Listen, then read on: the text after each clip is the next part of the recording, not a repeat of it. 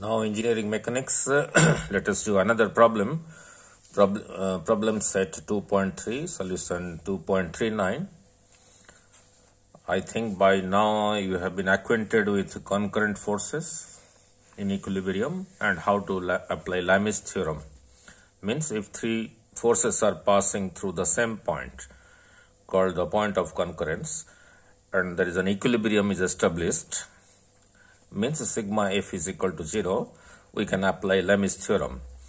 Now the statement of the problem goes like this. Three bars in one plane hanged at their ends as shown in figure R. There are three bars as you can see. AB is one bar, BC is another bar and CD is another bar. AB and BC are pin jointed at B. BC and CD are also pin jointed at C. And here is a force P, 44.5 Newton applied at the pin joint B. So, are submitted to the action of a force P, 44.5 Newton applied at the hang as shown.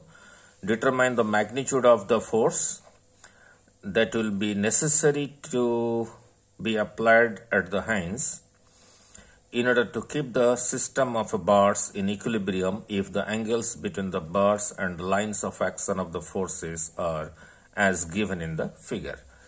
So what is given? There are three bars pin jointed at B and C, also at A and D with the surface. The value of P is given.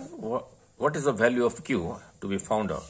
Q to be found out for condition of equilibrium.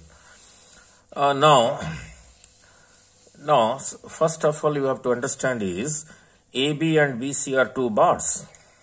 AB and BC are two bars, pin jointed at B. Therefore, there will be an axial force. Let it be S1 in AB and S2 in BC as compression force towards the joint, pin joint B due to contraction of both the bars. So, due to this force P, these two bars will be subjected to a contraction. So the axial forces S1 in AB and S2 in BC will be compression force and will be acting towards the joint. Means S1 will be acting towards the joint B, S2 will be acting towards the joint B when we are considering equilibrium at point B. Similarly, when we will consider equilibrium at point C, having found out S1 and S2, let S3 be again the force of compression in the bar CD and it will be acting towards the point C while considering equilibrium at point C. So, and while considering equilibrium at point C, S2 will be acting to this side due to the force Q. So I have, first of all, I have drawn the free body diagram at point P. As you can see from the free body diagram, I have taken the direction of S1 here as x-axis and this is your x-axis and the line of action of force P is your y-axis because this is 90, that is already given. So I am considering S1 as the direction of x-axis. So look at the free body diagram. S1 along x-axis. This is your force P, which is 44.5 Newton.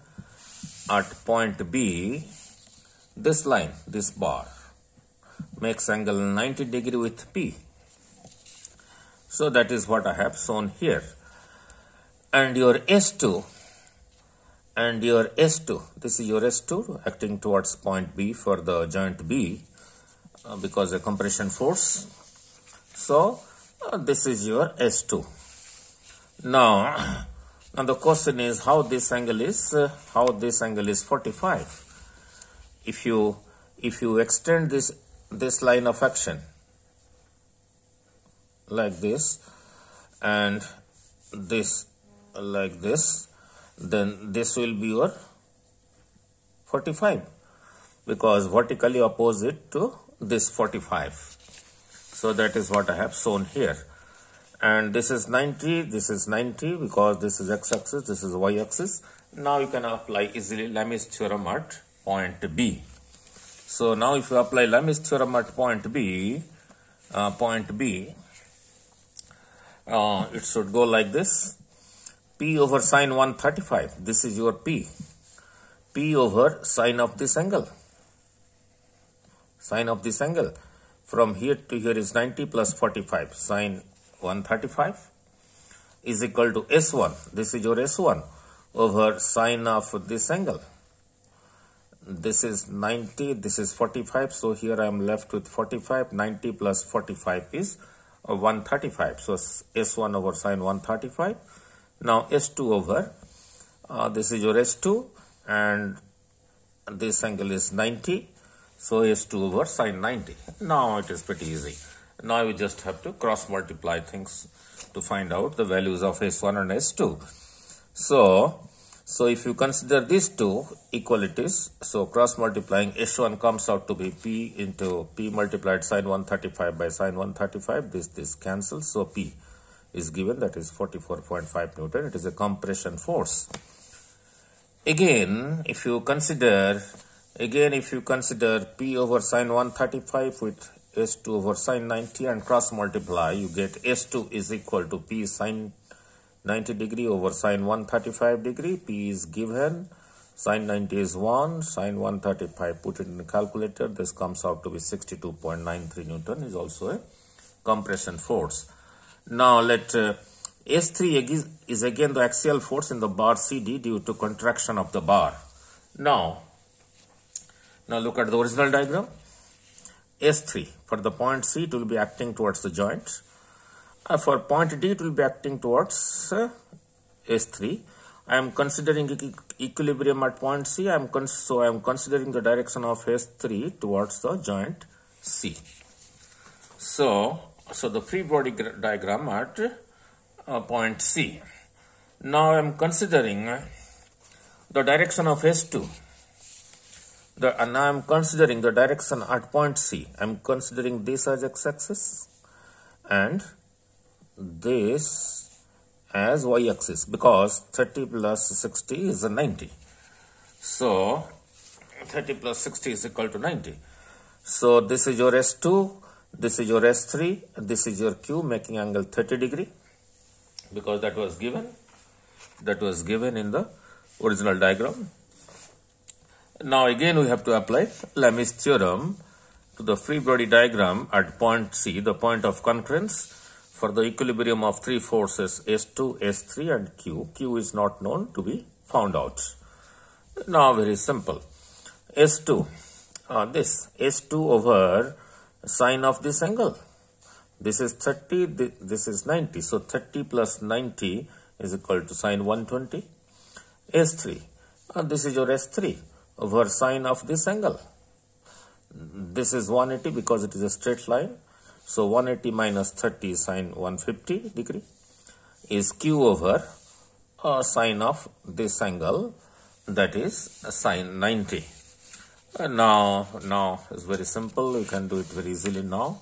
I have put the value of S2 because I have calculated it. Is sine 150 Q over sine 90.